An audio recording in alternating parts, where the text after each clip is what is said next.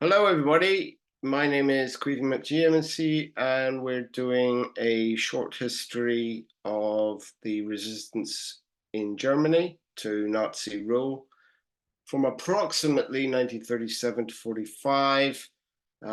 Maybe a few years before is also included, but the main focus is on 1937 to 45.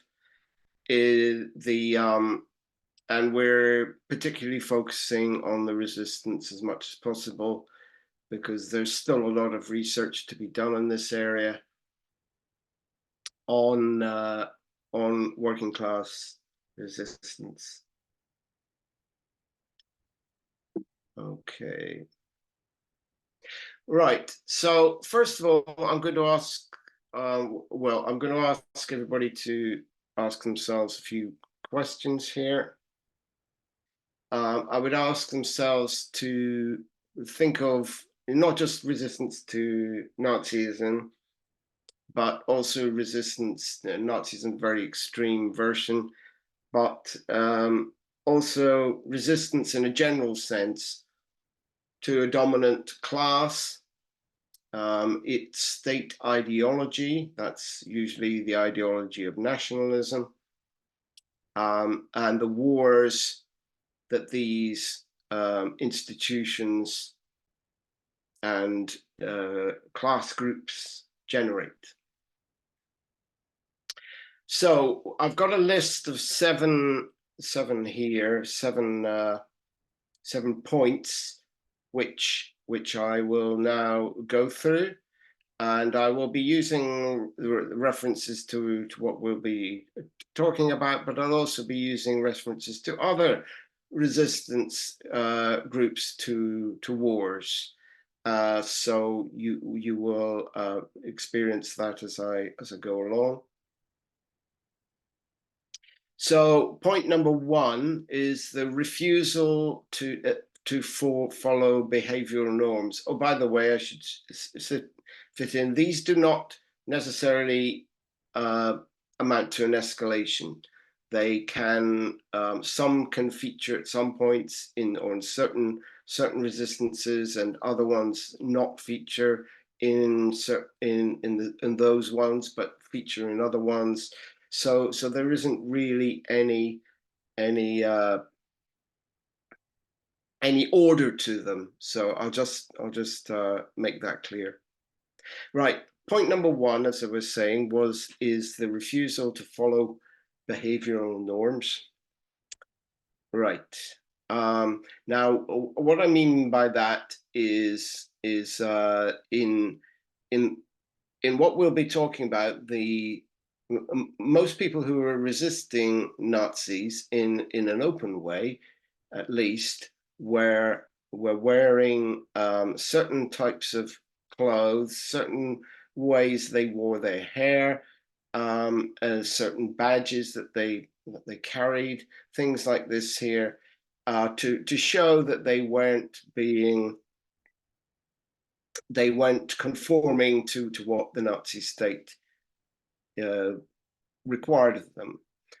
There are also other examples from history, most famously, perhaps during the Vietnam War, the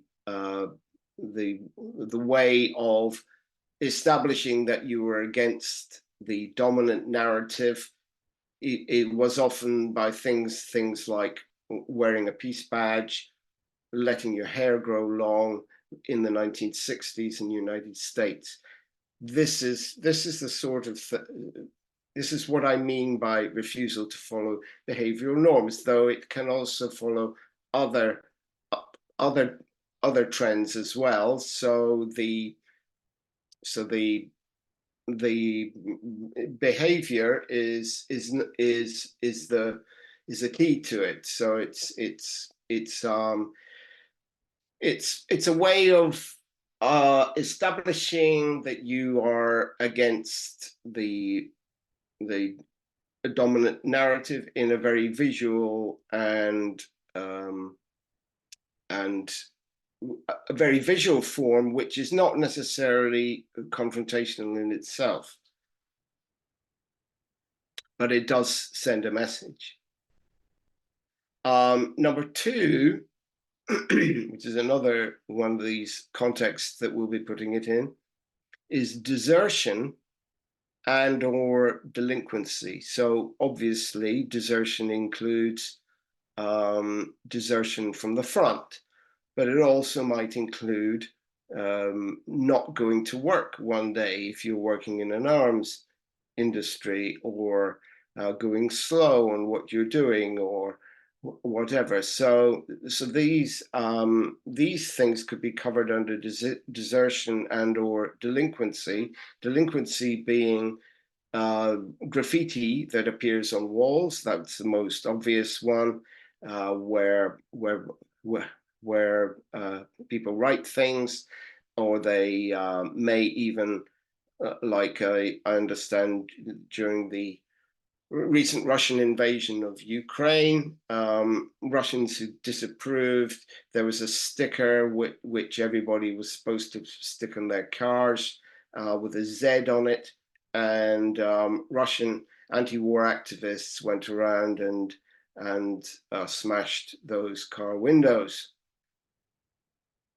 So this is what we mean by, but you also might write things on walls, like in the Nazi case, especially towards the end of the war, there was a lot of people writing things like medals for murder, or down with Hitler or whatever on the walls. So the third one is sabotage of state targets and war effort. And that's already partly covered under desertion, though desertion is actually just refusing to go to the front. But the sabotage is very important. There was one case that is recorded where this was actually prior to the Second World War. There was a bomb that fell on a Basque town in 1937, where the bomb didn't explode, and people were they first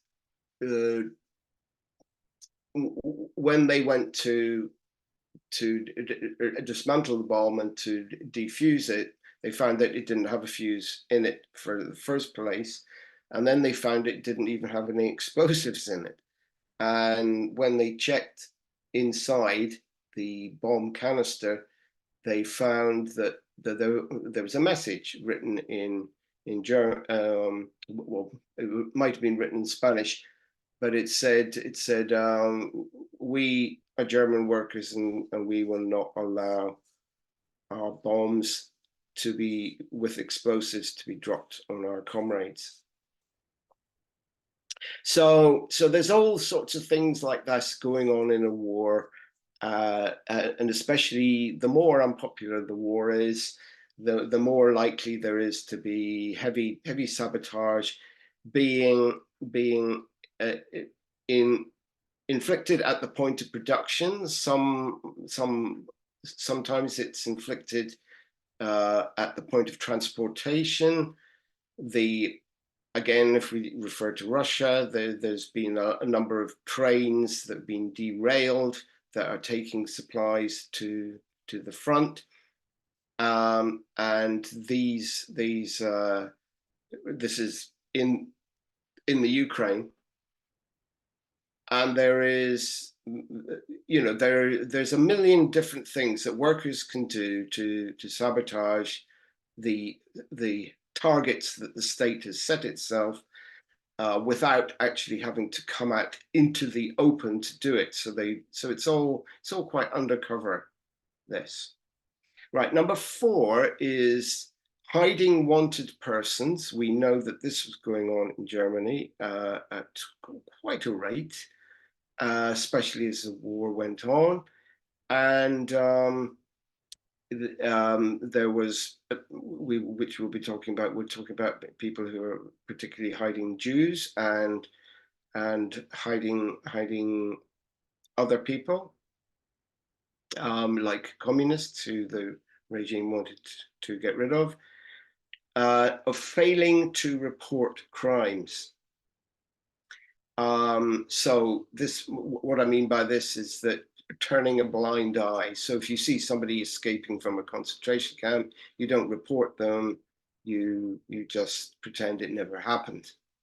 So this is going on in Nazi Germany, but it's also it's going on, you know, like for instance, if we're going to use United States during the Vietnam War, this would include getting wanted persons over the border into Canada, for example, so that they don't have to be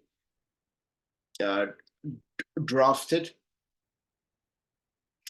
So there's a number of, oh, you see somebody writing on a wall saying down with the leader or whatever it is, and you just pretend that you never saw it. So these are all quite passive things we've been talking about so far, but they do, but the ways in which they hinder the war effort is quite, it can be, especially if it's a mass thing, it can be quite significant, because the state is not all powerful at any point. Engaging in the prescribed black market is number 5. And while this may be purely selfish, if you do it as a, you can also do it as a means of resistance to the ruling order. So so it's basically just a way of giving you a middle finger to the prescription of the black market, because the black market gets in the way of the war effort. And we find this in Germany during the Second World War as well. Number 6 is the refusal to obey orders, right up to mutiny. So obviously it can be quite minor refusing to obey orders, but that can lead eventually, as it escalates, up to mutiny. There's always a dynamic played out between officers and soldiers in pretty much any army, where if they detect that soldiers are not obeying orders, then there is a limit to how far they can push them, because it could go all the way up to mutiny. If we're going to use the United States example again, there was a process in the United States Army, especially after the Tet Offensive in 1968, where the American soldiers were generally not keen to fight at all. They didn't want to leave their bases, and when officers insisted that they leave their bases, then it could lead to what was known as fragging, which means the fragmentation grenade chucked into the officer's dugout, and to get rid of him. This happened quite a lot in Vietnam during the later years. And so a officer wants to save his life, would not push it beyond a certain point. And I'm sure this is not isolated. I'm sure it happens in many armies. But of course, once it gets to a certain stage, once it gets to mutiny, then the next thing after mutiny is an actual uprising. Number 7 is seeking to overthrow the regime. Now, this can be like, say, the Russian Revolution in 1917. That's a classic case of a revolution coming immediately after a collapse in the war effort and a collapse of people's willingness to fight the war, and overthrowing the regime. That is most classic example, but there are other examples as well. These may occur in elite circles, which we'll be talking about as well. This was about as far as it went in Germany. The number 7 really wasn't covered in Germany. And number 6, by the way, was there is an example in a book called Soldaten, which is about the what German soldiers were writing about what had happened to them during the war, and the communication. So it gives a sort of internal dialogue, some physical manifestation. Now we know that while the early Holocaust was in progress, where they were killing people in more or less just after the German army had moved in, we know that there was, for example, a German a guy who was in charge of a depot, and this was a depot that was repairing and fixing military vehicles for the front. He was a soldier, and he refused to. Once he gave the SS had asked for a specially adapted truck to be made, and he didn't know what it was for. He thought it was a bit weird, but he had provided it, and then when it came back, he found out that it had been used to gas Jews in the truck, and so he was in a sealed back of the truck. So he immediately said he was disgusted, rightly so, and he said to the SS men, and we are told that the SS men were supposed to have all this power and nobody could say no to an SS man and stuff like this here, but he said, I'm not serving you anymore, you can go and get your trucks to do this somewhere else. And he didn't lose his job. You would think that somebody who did this would at least lose their job, if not be executed or whatever. But this didn't happen to him. So as I say, refusal to obey orders up to mutiny was definitely going on within even the German armed forces. There's a lot more research that needs to be done here, but I think that these isolated incidents should make us inquire as to how widely this refusal was taken. As I say, seeking to overthrow the regime, the obvious thing in the German thing, it was mainly elite groups who were trying to do this. We'll come to that later on.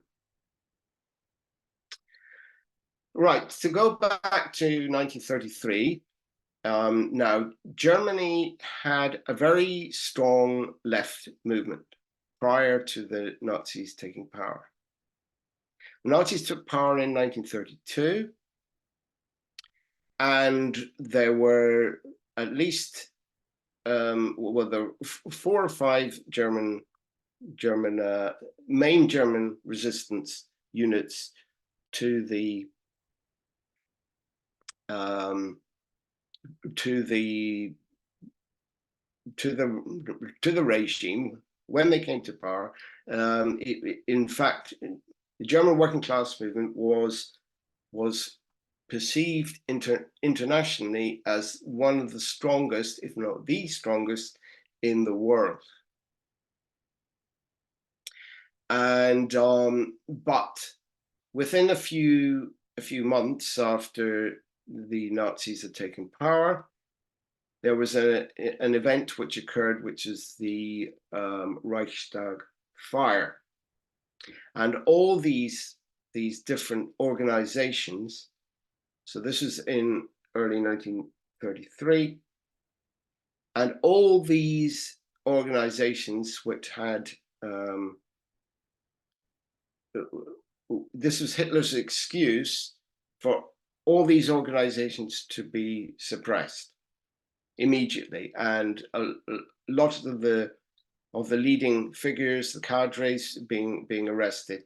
So this would include the SPD, or the Socialist Party of Germany, that was very big. They rounded up them. Some people were tortured and executed as well, and most of the rest were rushed off to concentration camps. It didn't go so much for the lower ranks, but it would obviously been very shocking and deeply traumatic for the organizations involved. The KPD, that was the German Communist Party that followed Moscow. There was also the KPAD, which was an independent communist party, which was more concerned with workers' councils, rather than taking state power. And then there was a anarchist organization as well, and I think that was called the FUAD. And that was basically a anarcho-syndicalist selection of unions. They were all immediately suppressed in the aftermath of the Reichstag Fire, which seemed to have taken everybody by surprise. Some people have said it was a conspiracy. The Nazis intended to do this. It's possible, but I think that they possibly weren't even capable of doing this, that it was just an opportunity that arose out of the actions of one individual. Right. So well, from the roundabout the end of the 19th century, there'd been this big movement towards youth groups, and for youth to be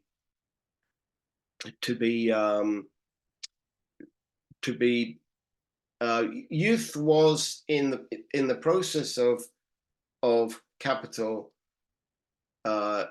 capitalist development.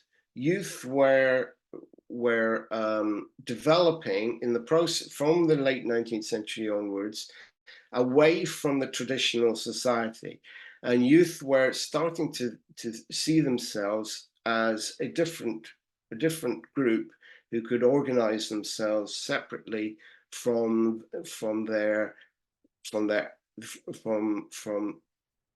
the adults who would normally in a traditional society would have been able to dictate to them. But due to the start of atomization and the growth of youth culture, which was part of that, this feature had already started at the end of the 19th century. It was taken on by most people have heard of the scout groups and all all these sorts of things. It was in this period, it was all to do with going out and going on hikes and in the countryside, and there was nationalistic elements to these sort of groups. There was also it was also like a community of youth people who would be engaged in activities of various kinds of sports and in singing and music and picnics, all these sorts of things.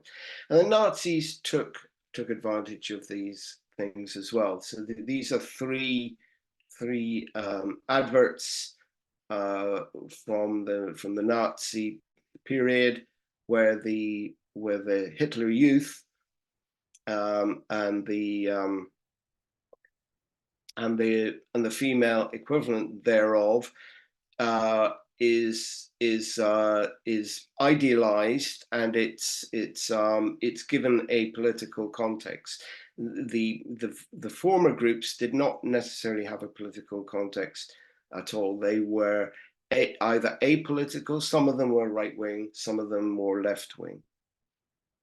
But this is the Nazis trying to take over this, take over the leadership of the youth, because they obviously need the youth for the army for all the conquests that Hitler and his cohorts have in mind. But they need to be able to control them. And the Hitler Youth and the League of German Girls were created for this effect. And but there was a lot of resistance to it, which we will be coming up to. So we're going to deal with a little bit of the elite resistance to Nazi rule now. This is the aftermath of Operation Valkyrie, where the Hitler's headquarters was blown up in July 1944. And you can see Hitler in this picture on the right, and I think it's Mussolini is with him. Mussolini had already been overthrown by this point, but he'd been reinstated by Hitler.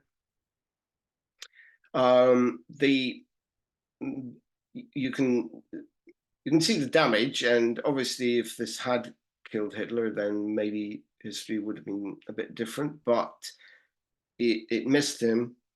The unfortunate problem of all these plots against Hitler was that Hitler was obviously very paranoid himself, probably rightly so, and he was always either late or he was early, or he would leave early, or he wouldn't show up at all. I mean, there were lots of things that were going on like this, which made it very frustrating for anybody who was trying to kill Hitler. One of the first examples of an actual plot to either blow Hitler up or assassinate him was actually in 1939. And this was a carpenter in Bavaria, and he decided he would hollow out a pillar at a beer hall where Hitler was about to give a talk, and he would put explosives in it. This one was probably the most or one of the most likely ones that could have got Hitler, and it could have prevented possibly the Second World War. But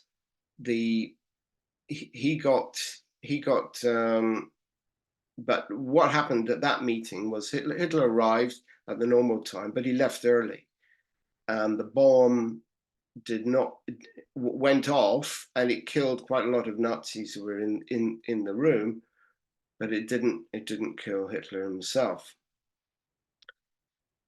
Then there were other plots. Now, most of the other plots, we're going to talk mainly about the military at this point. Now, a lot of the Prussian military, had an ambivalent regime, an ambivalent relationship with the Nazi regime, and they had a relationship where, although they were, they found a lot of Hitler's and the Nazi regalia and its brutality. They found that offensive, but they didn't object to Hitler engaging in a settler colonial project in mainland Europe. If we recall what had happened at the end of the First World War, Germany had been denied its colonies. Its colonies had either passed to Britain or France or maybe Japan, a couple of other people that took prizes. But the main resistance to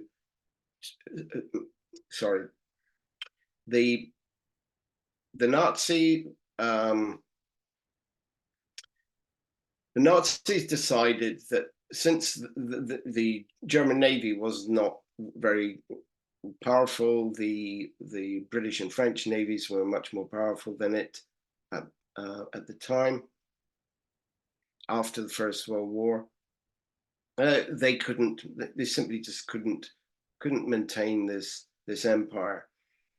So they wanted to engage in a settler colonial project at home, mainly in the east of Europe. So that would include Poland and much of the eastern countries that had not sided with Hitler. So that would be particularly the USSR. And they would engage in a settler colonial project there. And settler colonialism is, of course, a very brutal and semi-fascistic, even if it's not overtly so, process that Britain and France were happily engaged in, and they've done very well out of it. Germany too done very well out of it. Before the end of the First World War, they'd lost that. So in order to gain that power and the income that they could draw from it, they decided, well, if we're not allowed our colonies back, then we'll create our own colonies by stamping on other Europeans. And so the Poles and the Russians were lined up as being the main target for this. So a lot of these people were not against that, and this was one of the main problems with the elite resistance to Hitler from within the German armed forces. There was also some resistance in the Foreign Office, in particular the Abwehr, that's the German intelligence service. There was quite a lot of resistance there, and Hitler was aware of that. But none of these organizations, because they were prepared to go along with Hitler on the surface and all the rest of it, and they weren't prepared to give up on what Germany had seized. They weren't prepared to give up on, for instance, the seizure of what's now the Czech Republic. they weren't prepared to give up on the invasion of Poland, the areas of the USSR that they'd seized. So basically, any attempt that they tried to get help from the Allies with in this project of killing off Hitler, and then they would be recognized as an interim government of Germany, was not going to work, because they basically wanted their cake and eat it. So this sort of problem plagued them all the way through. The most effective, or the most likely one to have succeeded was this one here, the von Stauffenberg attempt to wipe out Hitler's high command, and with Hitler in it, in the headquarters in Operation Valkyrie, July 20th, 1944. The problem that we've already spoken about I mean, there were quite a lot of quite serious attempts, and you do have to give these people who were involved in the generals, amongst the generals, that you do have to give some of them some credit. I mean, they had certain problems. They, as we already mentioned, the Allies didn't trust them, and in addition, they had no. They were not prepared to open their appeal to the ordinary people.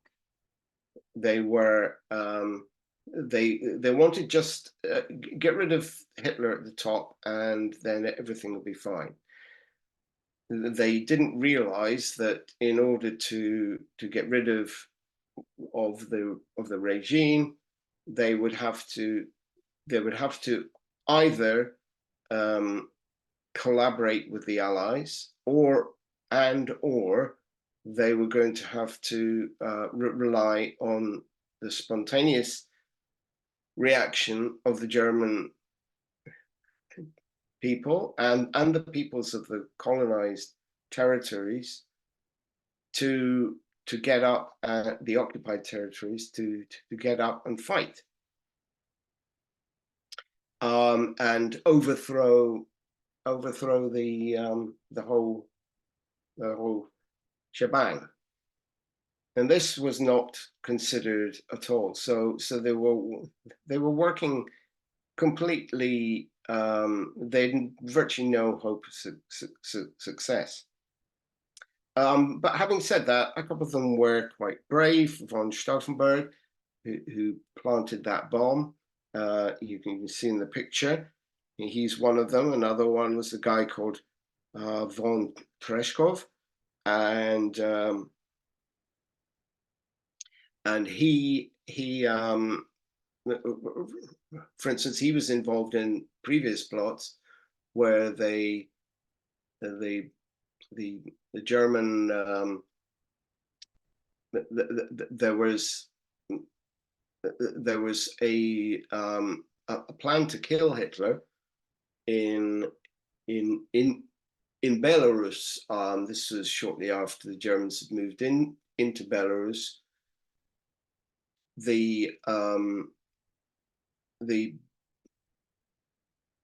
There was an attempt to attack a convoy carrying Hitler, guarded by SS men, in a Belarusian forest.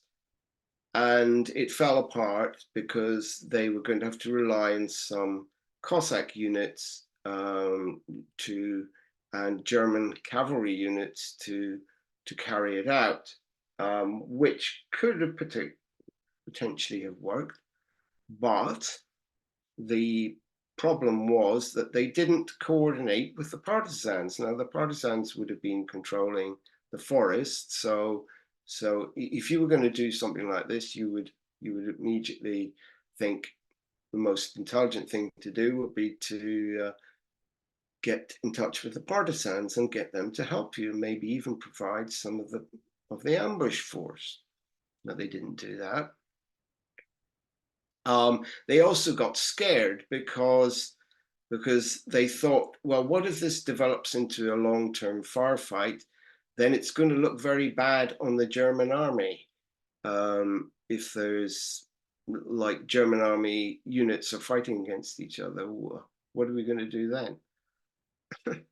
Well, you know, it's fairly obvious. If you're going to engage in something like this, you've got to get people behind you.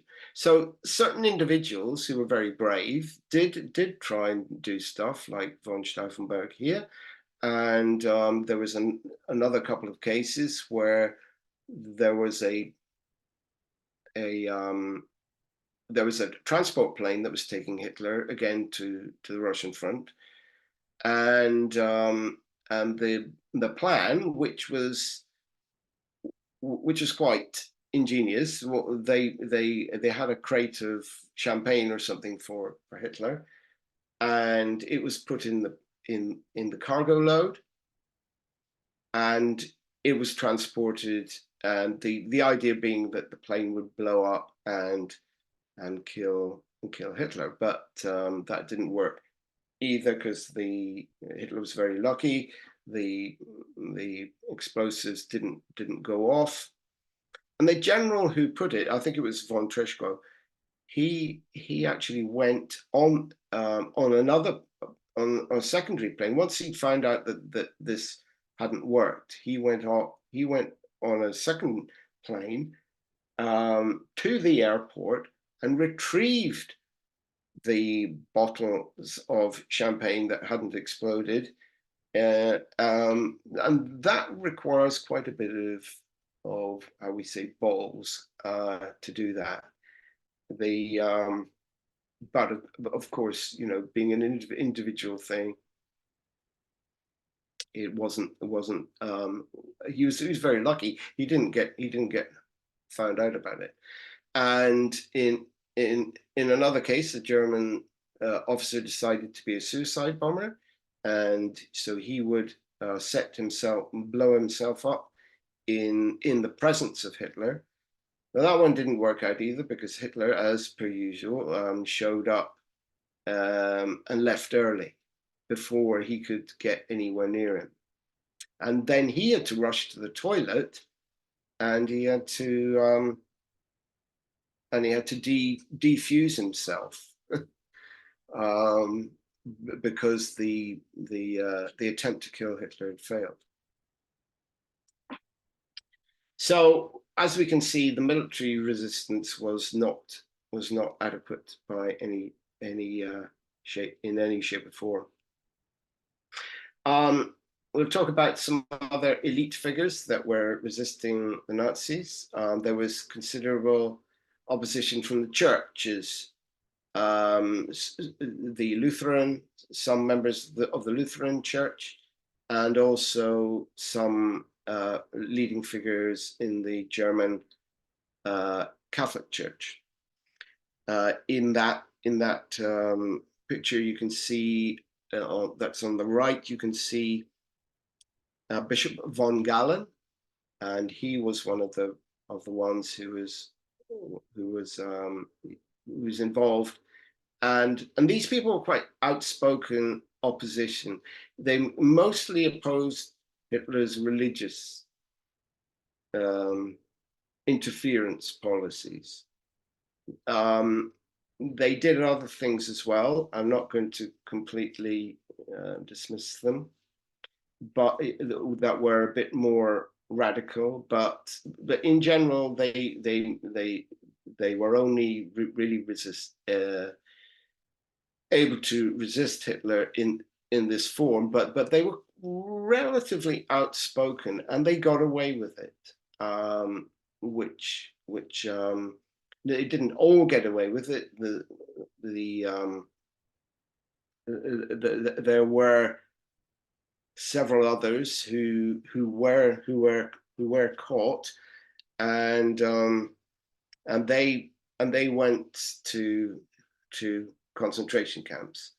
But high-profile figures like Bishop Galen, the Nazis didn't dare to touch, because they didn't want to turn off the Catholic Church more than they already had done. And there was also similar figures in the Lutheran Church, high up in the Lutheran Church, who refused to condone the regime. And then there were ordinary people. We know that a lot of Catholic peasants who were influenced by Galen, for example, and presumably low-grading Lutherans were as well. I mean, there was Pastor Niemoller, who's well known for the phrase "First they came for the communists. I didn't speak out because I wasn't a communist. Then they came for the socialists. I didn't speak out because I wasn't a socialist. Then they came for the Jews. I didn't speak out because I wasn't a Jew. And then finally they came for me. So you know, it depended where you were in the structure, but these figures were definitely the main thing we have to say about them is that none of them spoke out in defense of the Jews. That's the main thing that emerges from these figures. Although they stood up to Hitler and they got away with it, they didn't mention the genocide that the Nazis were involved in. On the left, you can see that's Otto von Habsburg in 2006. Now, the Habsburg family, the Habsburgs have been the former rulers of Austria-Hungary, and they had a bit of a vendetta against Hitler. They managed to release some of they did actually quite a lot, and some of them were put in concentration camps. Some of them were executed despite their elite status. One has to recognize that. And some of their resistance was very effective because this allowed information about Germany's mid-war Tiger tanks and the late war V2 rockets got out to the Allies before they were ever used. So they were actually actively engaged in sabotage or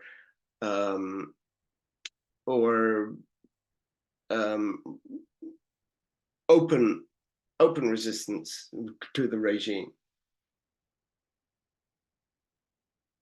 Right, and these figures, these are more middle class figures. You have Hans and Sophie Scholl there, I think, on the left, and on the right you have Christoph Probst. These were the three famous members of the White Rose.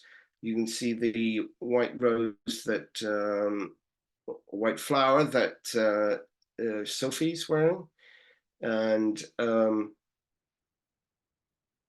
this symbol of the white flower, you can see this right across resistance movements to the Nazis, and this symbol is one common thread running through them all. You've probably heard of Sophie Scholl and Hans Scholl, and through the movie that was made about them. They in 1943, they started 1943, they started distributing real information to people about what was going on at the front, which is being disguised, and the about, for instance, Stalingrad, and how a whole roughly about 500,000 soldiers had been eaten up in the in the in the Stalingrad pocket, and they wanted to let everybody know about this. They, of course, were captured, they were tortured, they were tried and executed. So, you know, hands up to these three, but they were quite limited. They were mainly active. There were students, middle class students, and there were the universities where they were trying to spread the information were very pro-Nazi institutions.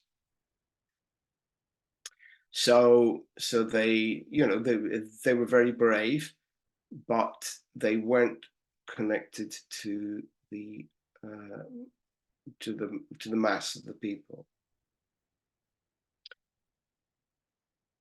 Right. These are members of the Red Orchestra. Now, the Red Orchestra was a group of undercover agents. They're more agents actually than anybody else. They were connected to Moscow, often in quite a loose manner. So they weren't necessarily members of the Communist Party, but they were people who resisted the Nazi regime by passing information to the Soviets mainly. Some of them worked. There was another group that worked in Brussels. The main group that operated out of Berlin. This was them. They were all arrested in 1942, or at least not all of them, but a large section of them were arrested in 1942. But the Red Orchestras carried on operating right to the end of the war. So these were people usually in positions within the Nazi administration. So they had to pretend that they were Nazis, or they were at least not objecting to the Nazis, but in reality, what they were doing was that they were passing information on to either from the Brussels group directly to the Allies, or from the Western Allies, I mean, or to the Soviet Union. So so these people were very brave, and they resisted in a different form. They weren't engaged in active stuff. Now there's another group. This is the only overt demonstration of resistance to the Nazi policy of genocide against the Jews, and it occurred in Berlin, and it was entirely women. It's the Rosenstrasse demonstrations that took place when the Germans rounded up the Jews in Berlin, and they took them, seized them, and were going to take them to the labor camps, finally to the extermination camps.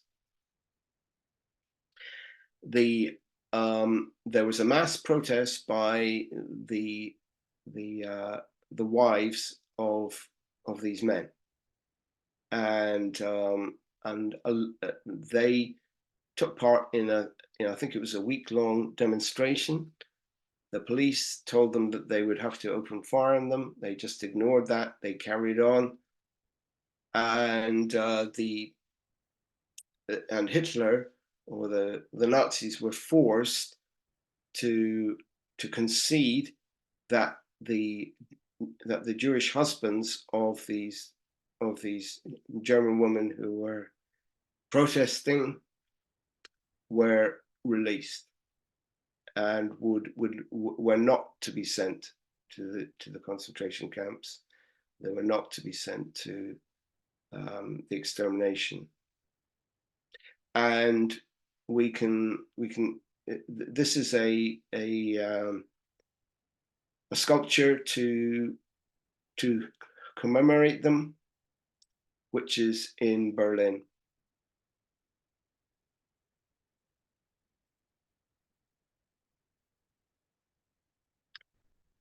Right, so we're going to now move on to some of the cultural stuff.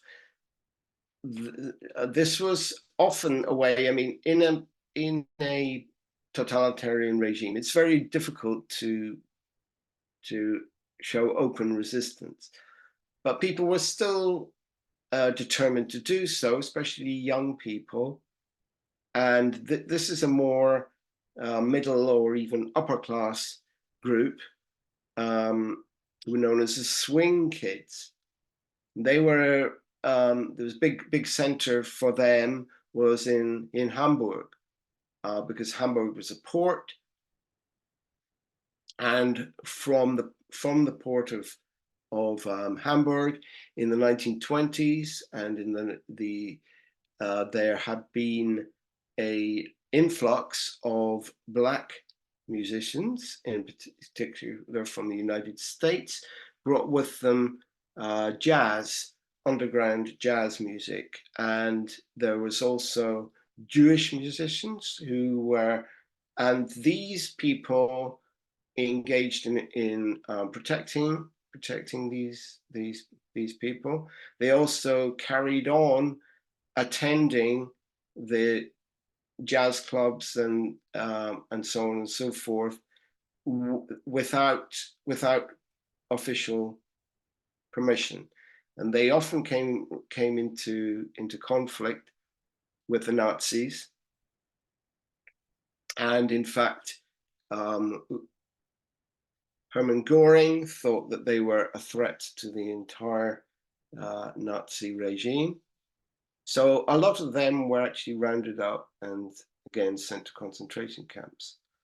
But this is the sort of clothes that they wore. These are they sort of imitated the dress of well-to-do English people. They allowed their hair to grow long, and they carried umbrellas, things like this here, and briefcases as a pose value. But it was like a middle finger as well to the Nazis, because Nazis didn't like people wearing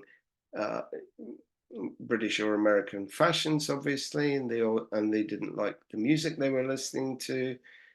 The women got very dolled up, and this was seen as being offensive to the very minimal approach of women's dress that was preferred by the Nazis. So they got all. Plus they were getting hold of through the black market. They were getting hold of cosmetics.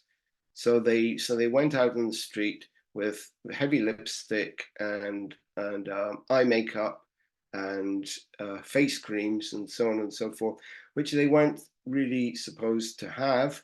And this was, again, this is a way of saying up yours. So you have to admire these people, and they did get involved in revolutionary or anti-Nazi activity, but it was predominantly a cultural group. This is them again. This is another group of them, and this is just to personalize it. You can see that they actually have names, these people. This is presumably pre-war, because one of them has got an English friend. So you can see some German names, and then there's an Italian friend as well. So these sort of groups were communicating with each other. They were internationally minded. They weren't interested in the German Nazi thing of, everything's got to be German and da da da. No, we want the world, not to be restricted. And now we'll move on to a little bit of work of individuals from working class life who were resisting the Nazis. There was Otto and Elise Hempel. I haven't got pictures of them in this presentation, but Otto and Elise were in Berlin, and what they did was they went round their working class neighborhood, and they threw postcards or left them on cafe top tables, and they threw them through people's letterboxes.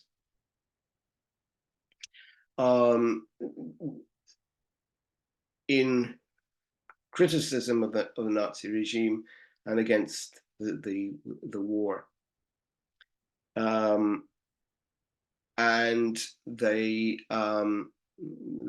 got away with it for quite a bit of time, at least a year, I think. But they were eventually betrayed, and they were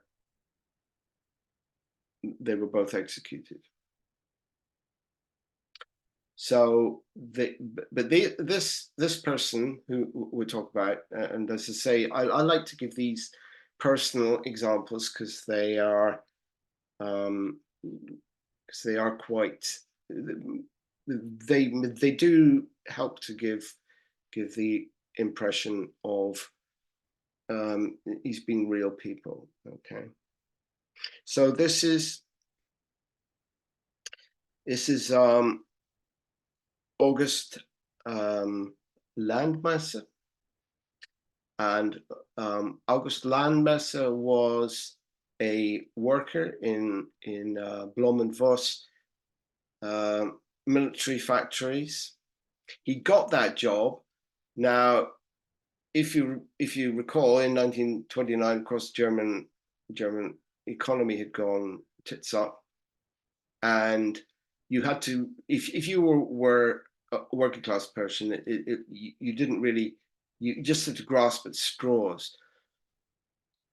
We think August Landmesser grasped at the straw at the time of joining the Nazi Party, not to participate in their activities, but just that it would be a good chance of him getting a job, and he did get a job at Blom and Voss munitions factory. And this is him on the left. Now he was in the next picture, where you may be seeing him again. We're not sure if it's him, but it was certainly one person at the Blom and Voss shipyard, not shipyard, munitions factory. He was giving, he's obviously showing disagreement with the prevailing Nazi salute being given, but it might not be. But he was certainly known as being a non-conformist, in terms of his resistance. And you can see him and his Jewish girlfriend there on the left. Now she was called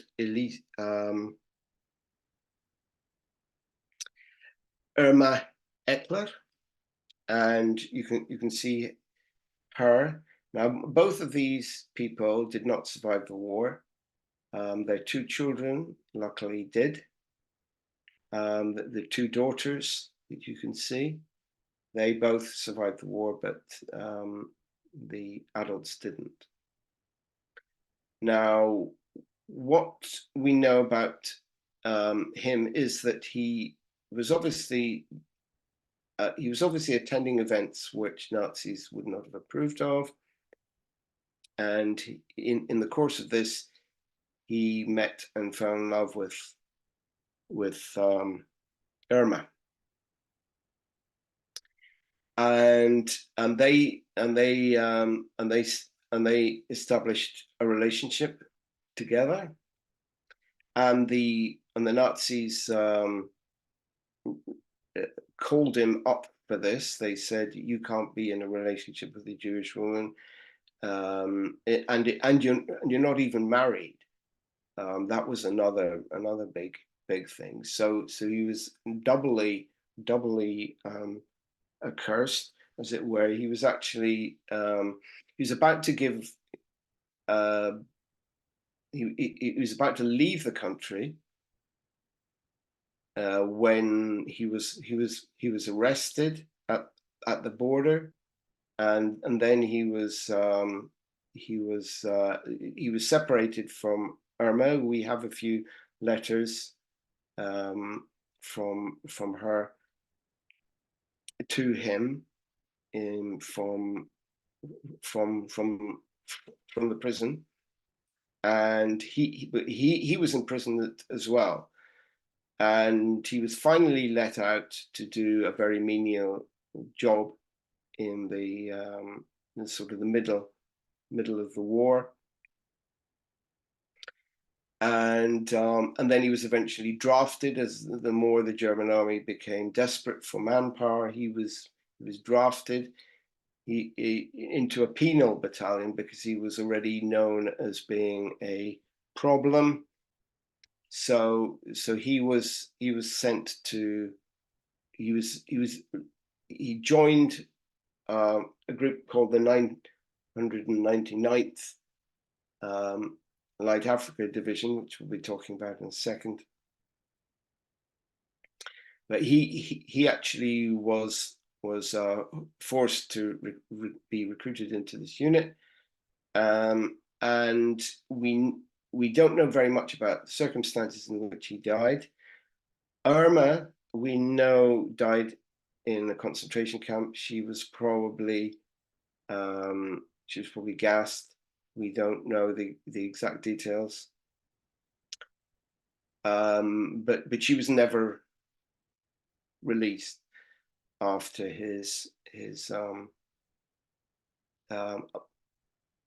after their capture at the border, should I say. And August Landmesser, he was now in this unit, which was a penal unit, so a lot of disaffected people in it. We know this, which we're talking about in a minute. But he was killed apparently in action while fighting with this unit. It is possible, knowing what we know about the 909th Division, that he didn't actually die on the German side. It's quite possible that he joined the Yugoslav partisans. This is only a supposition, but you know, you don't want to admit people are deserting, so you say, oh, so and so was killed fighting the partisans, whereas in fact, it's possible, knowing how how much resentment he would have felt against the Nazis. They'd taken away his children and his girlfriend, apart from all the other things that no doubt he'd been put through. It's quite possible, and we know that this unit did desert en masse to whoever was around at the time to accept their surrender. So it's quite possible he did join the partisans. He was killed in action, fighting for the partisans, and not for Nazi Germany. This is this picture I was talking about. This is supposed to be August Landmesser, who's been circled in the middle of this picture, obviously with his arms folded, not giving the Nazi salute. It could be him, but this figure looks a little bit chunkier than August Landmesser, so it may not be. This is a picture taken in 1936. We know that there was other people at the shipyard. One in particular was a Lutheran, and he was very anti-Nazi, so it could be him, with his arms folded in the center of that picture. But if you notice, it's not just this person. This person is the most brazen about it. But if you look at the picture, obviously this is a staged picture because there's a crane set up for the photographer to take this picture of the obedient workers all giving the Nazi salute. But if you look closely, you can see everybody, or there's quite a lot of people looking up at the photographer, which indicates that they're not really happy with the photographer being there. If the photographer wasn't there, they definitely wouldn't be giving the Nazi salute. You can also see other people sliding in behind other people so that their arms won't be seen. So within this staged photograph of people supposedly saluting Hitler as he goes past, you can see that it's obviously not as universal, anything like as universal as it seems to be. And the more you look up towards the top of the picture where the camera is not focused, you can see more people not sticking their hands up there as well. So I think this picture is quite telling. Whether it's August Landmesser in the picture with the arms folded or not is despite that. You can actually even see the SS men at the front don't have their arms raised, but I think that's for different reasons. That's just a funny aside. Right, and we move on now to this unit in the German army called the 999th Light Africa Division. On the left, we can see a person called Falk Harnack, and on the right, we have another person called Gerhard Reinhardt. Both of these people joined towards the end of the war. They joined a group called the Anti-Fascist Committee for a Free Germany. And Falk Harnack had quite a bit of resentment against the Nazis. The Nazis had murdered his brother. In fact, I think he'd murdered two of his brothers. But the Harnack family were well known as being resistance to the Nazis. The entire family, that is. And his his brother Arvind was in the Red Orchestra, which I've already been talking about. Oh no, sorry, it was his sister Mildred as well. She was caught for espionage or against the Nazis with the Red Orchestra, and she was well, both Arvind and Mildred were killed. So this guy obviously didn't like the Nazis very much. He was also being engaged in sort of what the Nazis would have considered to be subversive political activity before the war. And he'd finally been drafted into the German armed forces. He was sent to the 999th Life Africa Division, which was a penal unit, and similarly Gerhard Reinhardt there on the right. Now, both these people are not in German uniforms. This is because they joined the Greek partisans, and this is the outfit that a lot of the Greek partisans would have been wearing if they were wearing a outfit at all. So so both of these people, we know, deserted to the Greek resistance.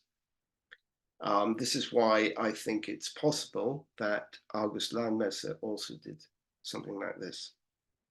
Now, these two people survived the war. They were in this anti-fascist committee for free Germany. Gerhard Reinhardt, I think he ended up in East Germany, and von Karnack in West Germany. But these are not just two individuals. These are. It's very difficult to get information on this unit. I mean, it seems to have. It was created in 1943, the very start of 1943 or the end of 1942, and it was transferred to North Africa, Tunisia, and that was why it was called the Light Africa Division. But almost everybody within it was a penal soldier, meaning, especially in the low ranks, everybody was like private NCO. Even a lot of the junior officers would have been people the Nazis didn't like. Some of them would have been out and out criminals, but the vast majority were people who were known to be socially disaffected with the Nazis. We also know that the 999th Division deserted en masse as soon as they faced the Americans in Tunisia. There was suddenly a big gap in the line where the units of the 999th were posted, because they'd all surrendered the first opportunity to the Americans. The unit was then transferred, and after the collapse of Tunisia, the unit was transferred to the Balkans area. Finally, it was taken to the Russian front. But it was mainly in most of 1943 and 44. It was in the Balkans area, running from Yugoslavia to Greece. And we know that once again desertion rates were enormous. We don't know where all these soldiers went. It would be really useful if we could find out what happened to all these people, to delve more into the into where these people ended up, whether they joined resistance groups. We know that in Greece they did en masse. So these two, in their Greek army or Greek resistance army uniforms, would have been two amongst many. We know a whole battalion, that's around about 1,000 men in German army terms, deserted. They all deserted together and joined the partisans. So, you know, there was a lot of German soldiers who were fighting on the side of the resistance groups. We also know that there were German groups who joined the Soviet army. Not so many, well, virtually none joined the Allies, and that, or were allowed to join the Allies. This is the big problem, though. Western Allies, I mean. The Western Allies, the Americans and the British, refused to allow German soldiers from their prison camps to join up. They could have easily recruited a lot of them.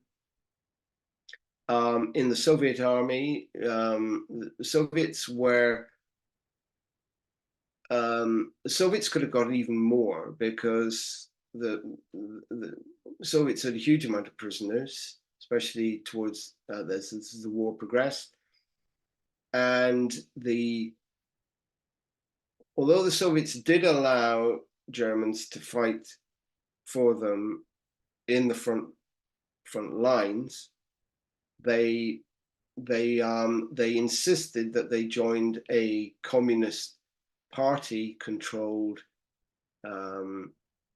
unit, and and a lot of people who were not necessarily connected to Stalin's Communist Party might have joined if it had not been associated with him. The independent communists, as I was talking about, socialists and anarchists would have probably joined that. They would probably joined up if they hadn't had to take the dictates of Stalin. But of course, they did. But we should also, I think, we should be also looking into whether German soldiers actually joined the partisans. I think that's possibly quite likely. But all this research, we're only dealing with. We know so little about this, and there's a lot of information that we really have to dig up and find, because this will be very important. Right, so we're now moving on to, these are the Leipzig-Myrten. Now, the Leipzig-Myrten were a group of,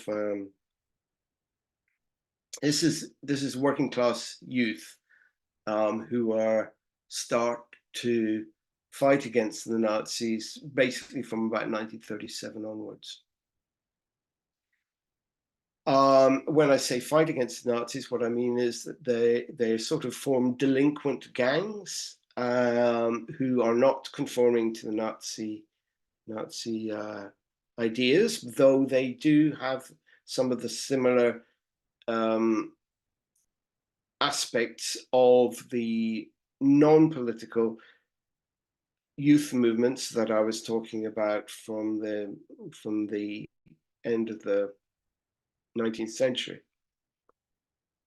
So they get dressed up in a particular way, which is usually some sort of hick type outfit, where they wear rural gear and put on hats and shirts and wear braces and things like this, which are associated with rural people, even though a lot of these people are urban. And they they wear the Edelweiss pin. I think you can see pins on at least 3 of these people here. And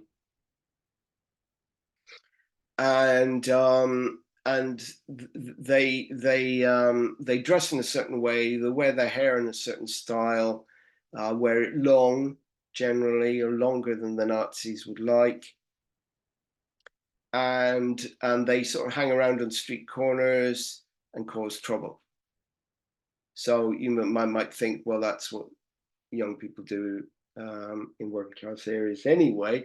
But this was more pronounced resistance to the Nazis. It couldn't be overtly socialist or communist or anarchist or whatever, because you would immediately bring down the wrath of the state upon you. But you could get away with doing this sort of behavior, was, although it was not tolerated, and it was you could end you up in a great deal of trouble. In fact, it was a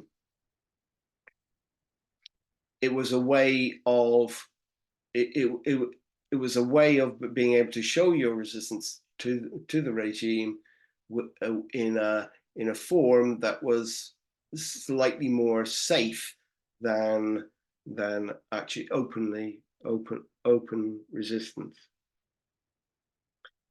So you can see a group of these Leipzig Militanten here on a bench. They're presumably out on one of their hikes. These groups are very fond of going off on hikes because you get away from all the secret police and everybody else.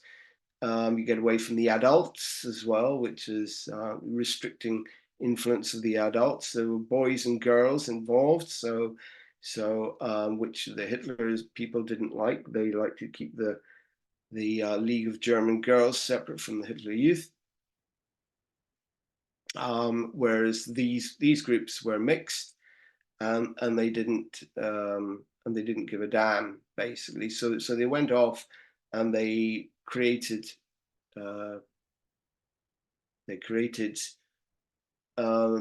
they would write songs. They would use traditional airs from German popular ballads, things like this here, and then they would give them different words that were subversive. And when they were off on their hikes, they would strike up these songs, and of course they wouldn't generally be on these hikes at a place where they would be caught up in, or caught up, sorry, where they would be arrested by the state authorities. And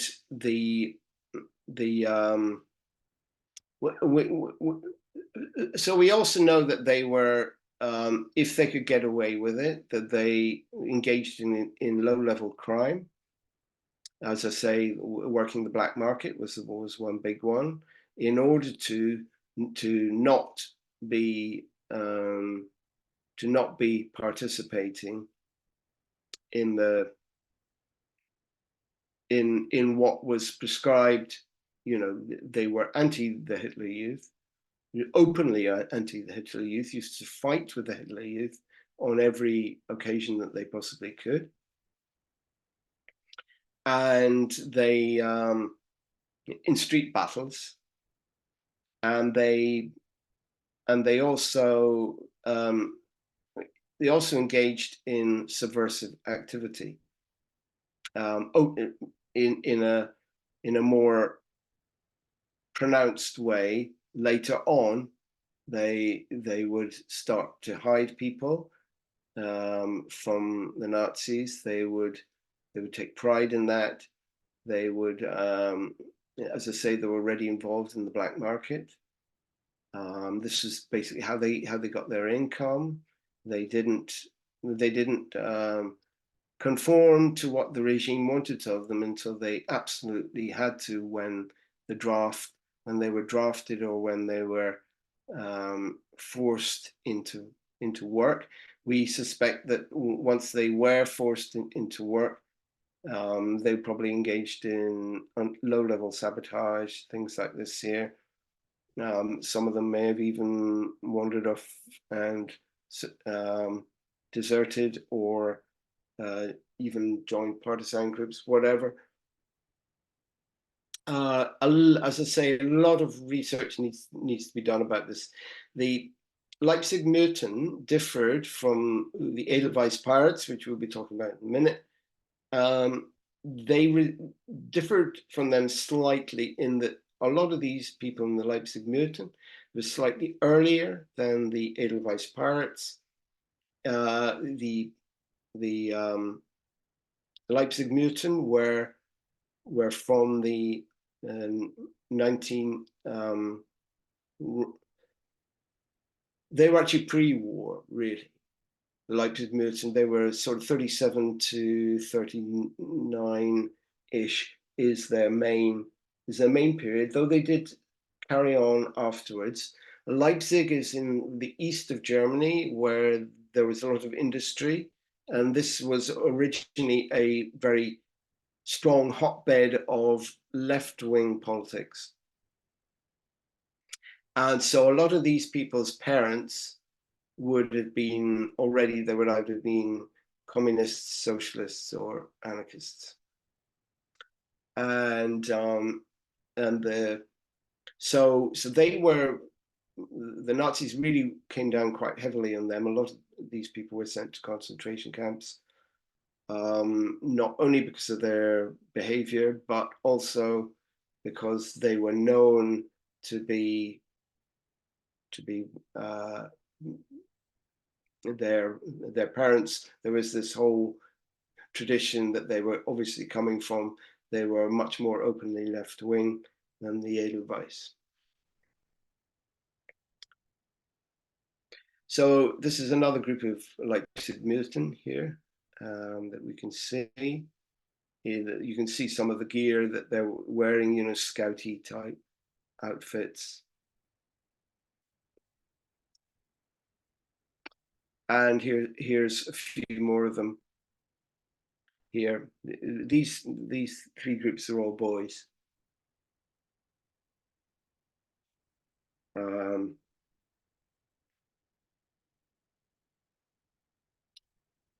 And then we come to the Edelweiss pirates. Right, the Edelweiss, we've already talked about the white roses, and the Edelweiss, in fact, means white flower. And they wore very similar badges to the one we've already seen on Sophie Scholl. These were predominantly based around working class groups in the west of the country. So they were round about the Ruhr Valley area, which is a very industrial part of Germany, but also very rural part of Germany. There's a lot of gorges and mountainsides and things like this here, and forests where the youth could go on their hikes and their treks. And in this picture, you can see a lot of women, as well as the men. And Nazis didn't like this, as I said, because they didn't like the genders to be mixed up, because that could create inappropriate behavior. And the Edelweiss was saying, we're giving the middle finger to that as well. They're also heavily involved in the music. You can see this guy with his guitar at the bottom there. This is quite a common feature in all the pictures that we'll be seeing here. And these groups were like the Leipzig-Mürten, almost exactly like the Leipzig-Mürten. They went in for these neck scarves. That was the main difference. Neck scarves were almost invariably red, not particularly to indicate communism, but it could be taken as that, of course. But they did wear stuff like this. And so as I say, this was a little bit later on. So this would have been roughly would have been from 1941 to 45 period that we're talking about for the Edelweiss. So this movement was very popular. It was they didn't want to engage in any politics, is what they said. Whether they were actually involved in politics, of course, they may have thought, well, look what happened to the Leipzig Mutiny. Maybe we should keep our politics to ourselves. And only let it come out in our songs. We have some of the the Edelweiss Pirate songs. A couple of them have been translated. They're very anti-Hitler, and anti-Nazi, but they're not particularly pro anything else. So a lot of these and these groups would have been self-organizing, so there's no hierarchical structure around them. As I say, as with the Leipzig militant, young people at an age between roughly of about 13 and 18. 18 being the cutoff for most of them, not all, but for most of them, because this was the period where you would probably be drafted into the Wehrmacht. If you were going to be drafted, or you would be, that was when you would take up say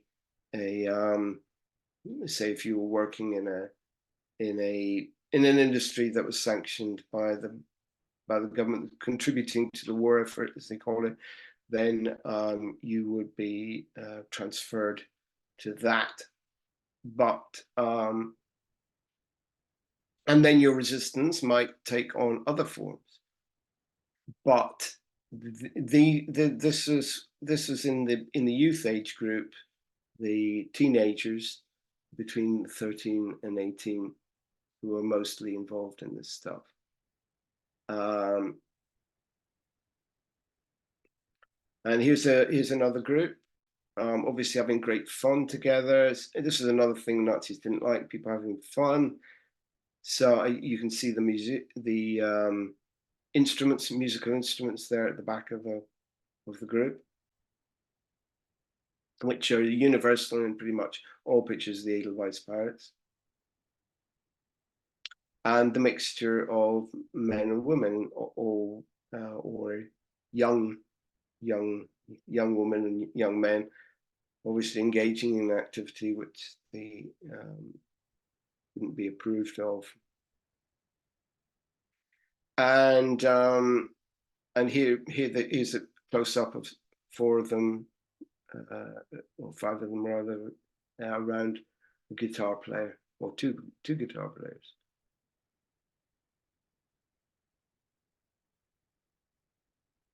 Right. So we're going to talk about the Nazis felt threatened by all these groups. There wasn't a huge amount that they could do about them because they were ethnic Germans, whatever that meant.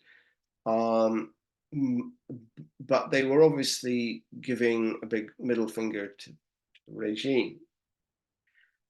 So therefore they tried to use the Hitler Youth against them, but the police obviously would be investigating them and roughing them up in cells and giving them a hard time, but arresting them. But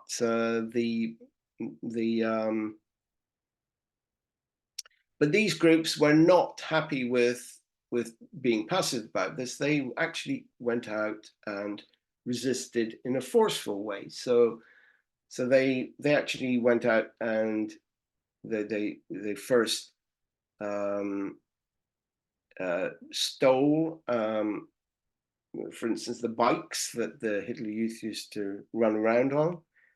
and then they like started smashing them up, and then they escalated on to other things. They engaged in street fights with the Nazis, with particularly with the Hitler Youth, and they also were starting to, as the war progressed, they were also starting to get involved in actual active resistance to the Nazi regime.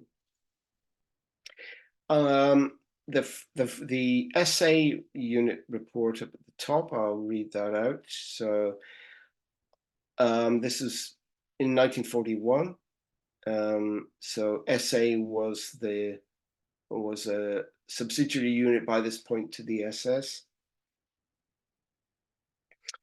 I therefore request that the police ensure that this riffraff is dealt with once and for all.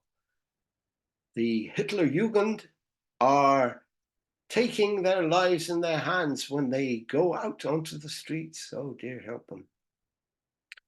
And then this one, which is Hitler Youth report to the Gestapo in 1942.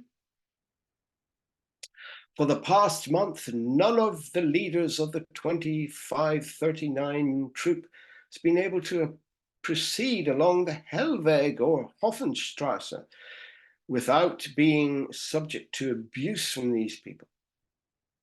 The leaders are hence unable to visit the parents or youth members who live in these streets.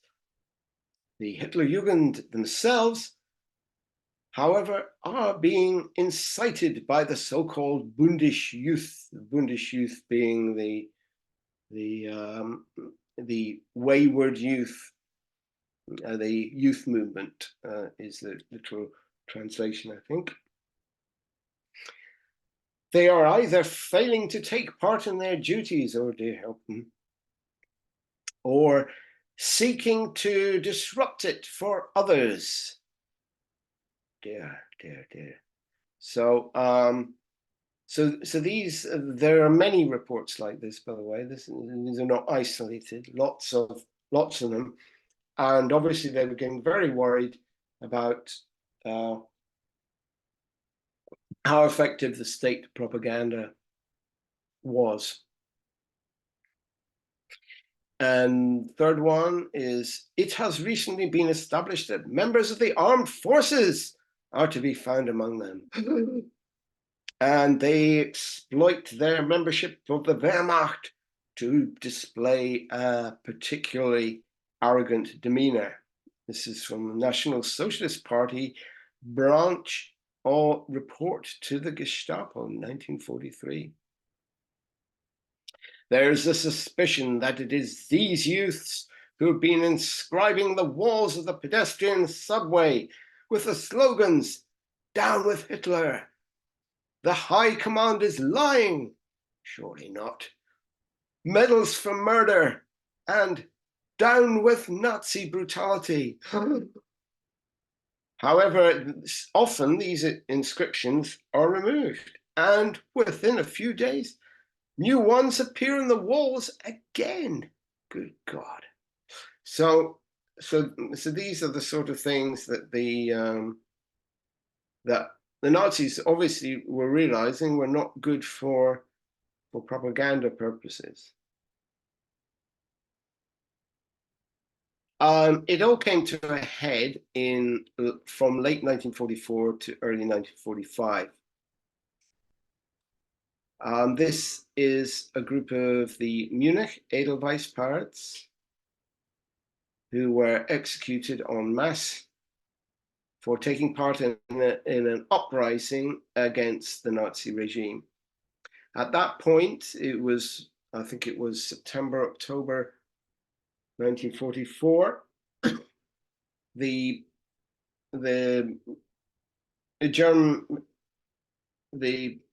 people who were resisting the Nazis in Germany thought that the Allies were going to be able to come straight in. They just completely collapsed destroyed 3 German armies in the Normandy area, and were pushing towards the frontier of Germany. And the Cologne Edelweiss pirates thought this is their moment to get up and fight. So they actually they thought that the Americans would come straight over the border. Unfortunately, they didn't. There were a few reasons for that, partly because of the so-called Siegfried Line, though I'm rather suspicious about how effective the Siegfried Line actually was.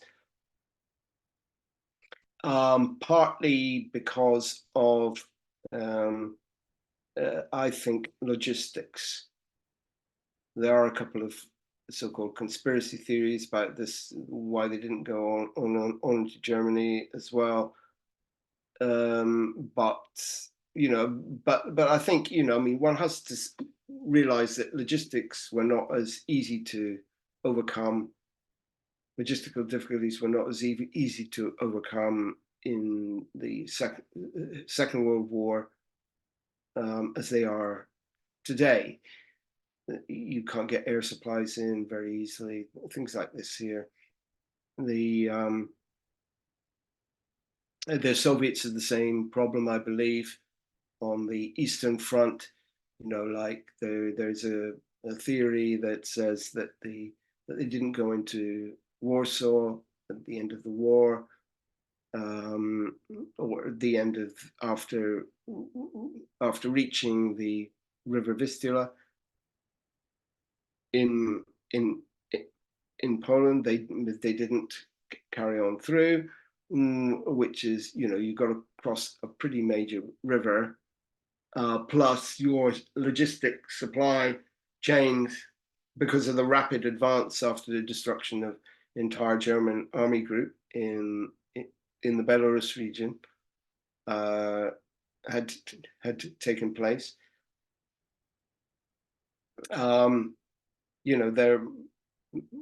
There were limits.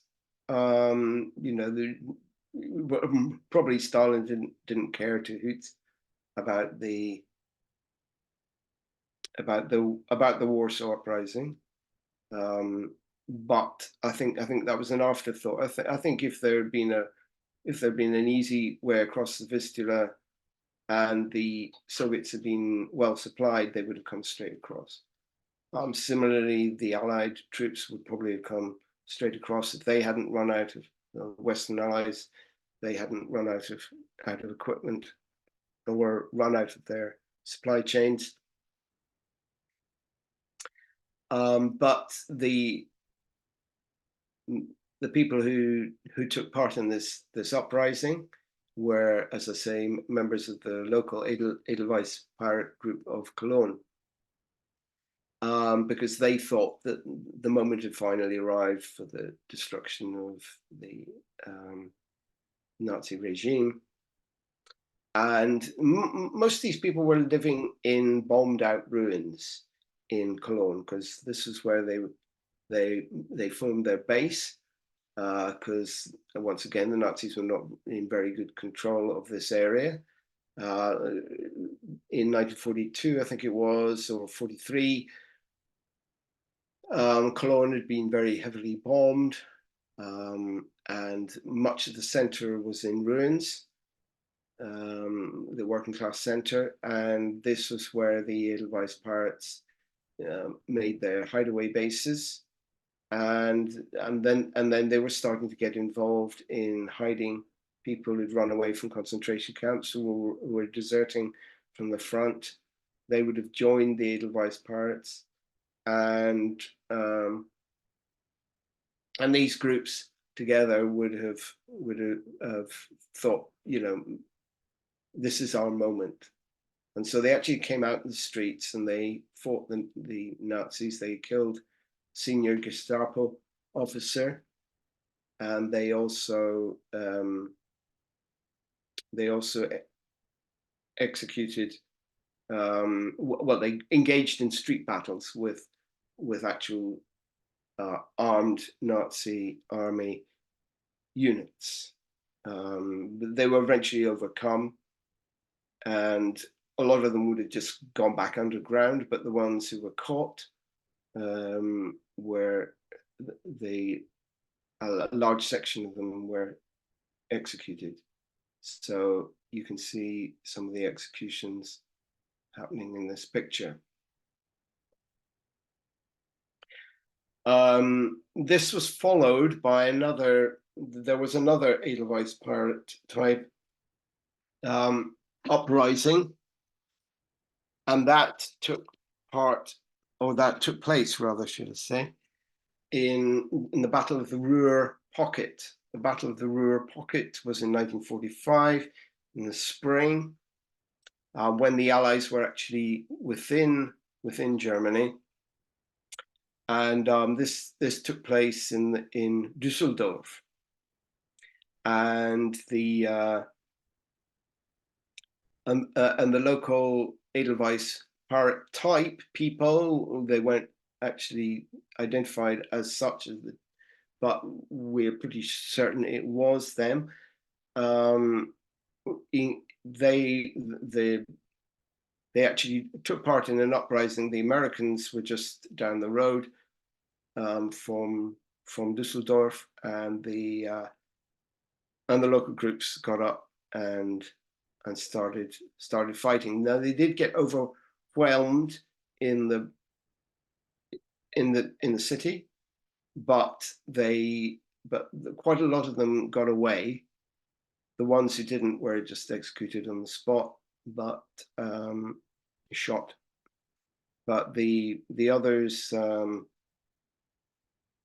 quite a lot of them got away and turned themselves into the Americans.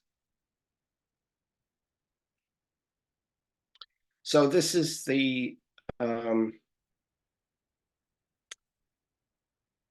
this is a commemoration for the Edelweiss pirates at the Holocaust Museum. So you can see that.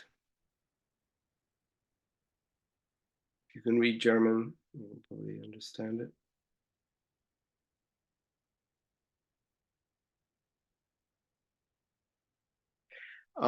This is a still from a movie.